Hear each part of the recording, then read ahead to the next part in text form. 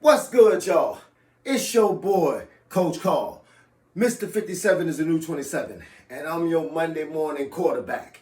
I'm here to tell you what happened over the weekend. I watched some great fights. Y'all seen some fighters that weren't supposed to win, get that W. You seen some fighters that weren't supposed to lose, get that L. And with that being said, let's go to the top. Let's go to the tippy top. I've been talking to y'all about a lot of things lately about boxing, all boxing, and boxing, and boxing, and more boxing. And on Saturday night, you got a chance to see an excellent display of boxing skills. I'm talking about the Terrence Crawford and Canelo Alvarez fight. Now, a lot of y'all, not all of y'all, but a lot of y'all kept saying, Crawford is too small. Canelo hit too hard. Canelo gonna trap him and bang him up. Crawford ain't gonna know what to do when he get hit with the big shots. What y'all fail to understand is boxing is not about the big shot. It's not about the trap. It's not about the bigger man. It's about boxing skills. That's why my gym was called the Art of Boxing. You teach the art of boxing. Now, some of y'all ain't new to this. I've been talking to y'all the entire time about pity pat punches. Y'all asked me, what was a pity pat punch? Why would I spend time throwing these little soft shots like this? Pat, pat, pat, pat, pat, pat.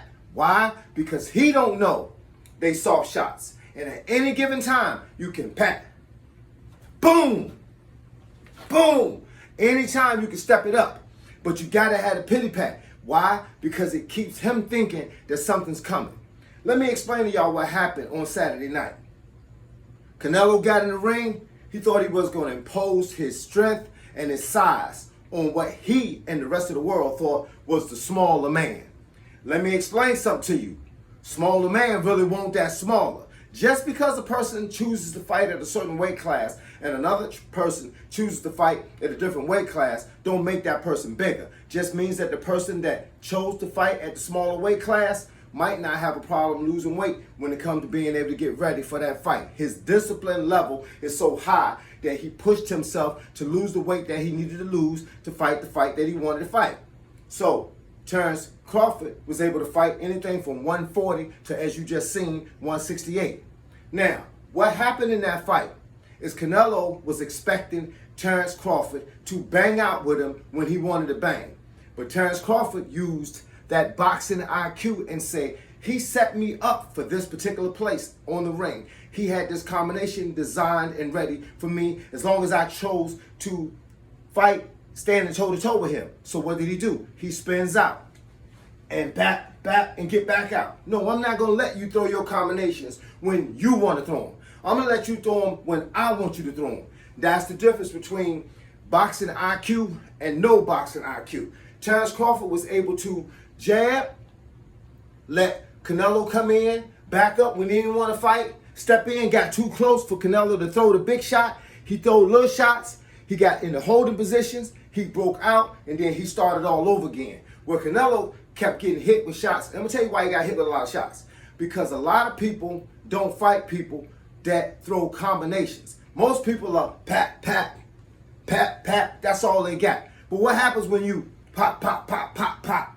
One of them punches going to get in. And what kept happening to Canelo as you saw the fight, he kept saying, why am I getting hit with this? Why am I getting hit with this? Because he wasn't expecting that many punches to come in a combination. Terrence Crawford was turning angles, and as he was turning the angle, he was swinging, pow, and catching them, pow. And he was like, oh, what in the world? How did I get hit with that? How you got hit with it is because you didn't train with nobody that could prepare you for that. People like to say, oh, Boots Ennis trained with Canelo. What does that mean? Who is Boots Ennis? Who on the top of the level fighting have you seen Boots Ennis fight? I'm not a Boots Ennis hater, but Boots Ennis lost to Gary Antoine Russell going into the Olympics. He didn't make it into the Olympics because of that. Now, Boots Ennis ain't fought no top level fighter, but yeah, he wanted to jump over the rainbow and fight Terrence Crawford. Y'all said Terrence Crawford was scared to fight Boots. Terrence Crawford was way up here. Boots is down here. Why do you come down to meet somebody? Terrence Crawford wanted the bigger name. He wanted a name that didn't matter how much money he was making. He wanted a name that was going to give him some legacy. And what did he do on Saturday night? He took that legacy. What they used to say, don't open the door for me, leave it cracked. and I kick the rest of it open myself. That's what Terrence Crawford just did. You left the door cracked, Canelo, and he kicked the door open. He outboxed Canelo for 12 rounds. Canelo had some shots in there. He landed a few punches, but they didn't matter because he was expecting them. Canelo kept trying to throw the looping right hand. Terrence Crawford kept his hand up high so that, boom, he could catch it. And it wouldn't do nothing but just kind of nip him. But we nipped that in the bud by learning how to turn them angles, by learning how to spin, by learning how to step across, by learning how to keep them hands going, by learning how to get closer so that you don't understand. People afraid to get closer to another fighter. They're afraid. But the person that doesn't mind getting closer understands the concept. If I got a guy in front of me that can throw shots, bow, bow, bow, I mean long shots, right? And they can bust me up. If he throws the first one and I slip it and I get right here, he can't throw long shots because his hand's going to be behind me. So what does he have to do then? He have to revert to throwing short shots. What if he ain't been practicing to throw short shots? Didn't look like Canelo was been practicing to throw short shots either. So when he was up close, he tried to do this. But Terrence Crawford was here. He was like, bobbing, turning out. Holding is underrated in boxing. I don't suggest you go out there and hold everybody you fight, but holding is underrated. If you getting hit with shots that you can't handle, if you getting hit with shots that hurt more than you thought it was going to hurt, if you are not in a position to save yourself, hold. That's a skill that we learned from our mothers and our fathers when we were this big. We learned how to hug. So use your skills. In a fight, you have to use everything that you know. So what I'm saying is, go back. Once you get over your egos and stop thinking that they gave Terrence Crawford a gift, stop thinking that Canelo was better than he actually was. Once you get over your egos in the privacy of your own home, on your own time, on your own day, get back online and watch the fight again. And I want you to look for how many times Canelo tried to trap Terrence Crawford in the corner or up against the rope. And what did he do? He was spinning out, right? And throw the jab to keep him from coming in. What did he do when he got too close and tried to throw the big shots? Terrence Crawford stepped in or he hugged him. He didn't just go bang for bang. When he did go bang for bang, what Terrence was looking out for was the shot coming from this side. So he was always like this, had this hand up. Why? Because he didn't want to get hit with a counter in the process of landing his own shots. He tricked Canelo the entire fight to believing that it was going to be a banging fight when it wasn't. It was going to be a banger, but he was going to get his on the way out, and then he wasn't going to allow you to retaliate. Like back in the day, we used to be boxing, and we throw the big shot, bow, hit him in the stomach. And when he come forward, I step up. I prevented him from getting his get back.